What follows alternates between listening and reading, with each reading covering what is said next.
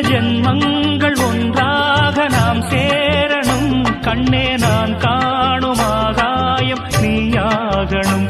என்றும் ஓயாது ஓயாது உன் ஞாபகம். நாளும் உன் பார்வைதானே என் சூரியோதயம். அன்பே நீ இல்லையே இங்கு நான் இல்லையே.